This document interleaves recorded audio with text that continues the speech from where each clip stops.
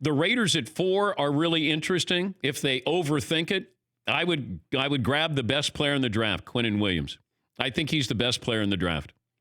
The Alabama defensive lineman. Sometimes you don't take the best guy.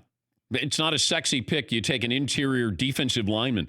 That guy, to me, can't miss. I think he's the best player in the draft. You have the skill position guys. There's no running backs, no wide receivers. You got a great tight end out of Iowa, and you got a couple of quarterbacks that you're just not quite sure if they're even starters.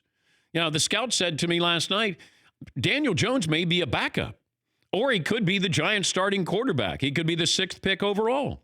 Like the fluctuation. And here are the Broncos. John Elway's going to get a quarterback. He's going to draft a quarterback. One of these days, he's going to get it right. He's like 0 for 5 or 6. You bring in Joe Flacco, don't use that pick on a quarterback. I mean, if that's the case, why did you bring in Flacco? You need to get some defense there in Denver.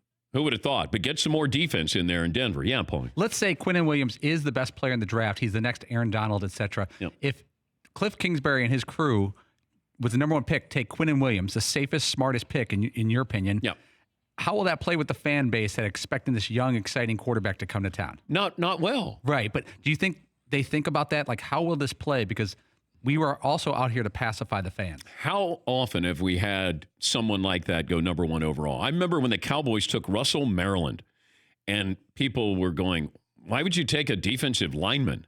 Well, Russell Maryland was a good player, didn't turn out to be a franchise-type player, but we always take the skill position guy up top. At least it feels like that. Yeah, Paulie. Remember what the future Hall of Fame Browns lineman said to us, Joe Thomas? He goes, if you take offensive and defensive linemen up high in the draft, there's less chance of a bust because they're not a focal point, and they could be a good player somewhere, and you can keep them on the line. If you're a good-ish quarterback, you're going to get blown out in 3 years. Because I can put an offensive lineman at different spots on the offensive line, or a defensive lineman. I can put him in there in different spots. With the skill position guys, like we want to know right away, how good are you?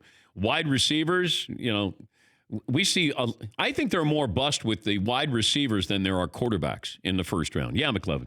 But tackles become bust central in recent years. As you pointed out, because no one plays pro tackle in college. It's all spread out. We're not developing the way we used to. And this is a real problem with teams trying to build their offensive line like the Giants and the Seahawks. You're trying to find a transformative offensive lineman, and there are going to be 2 of them that are taken. Kid out of Boston College is going to go high, and the kid out of Alabama is going to go high as well. So and the kid out of Florida, right, too, is high on mock drafts, Jawan Taylor. Yes, yeah. So you're going to get 3 guys who probably go in the first round there. But it's harder to find offensive linemen.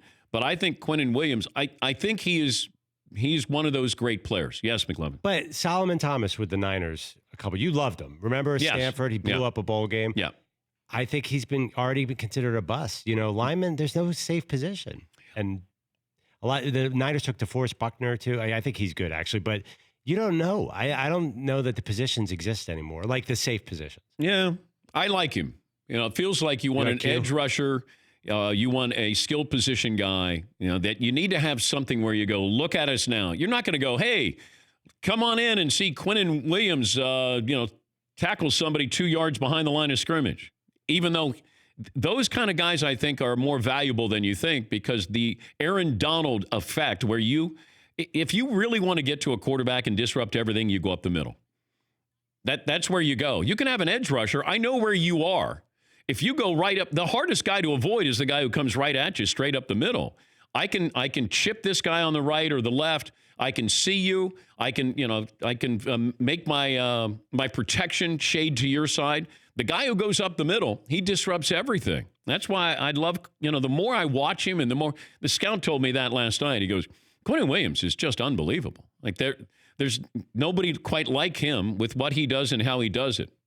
For more Dan Patrick Show, tune into Audience Channel 239 on DirecTV. Stream for free on BR Live or download the Dan Patrick Show app.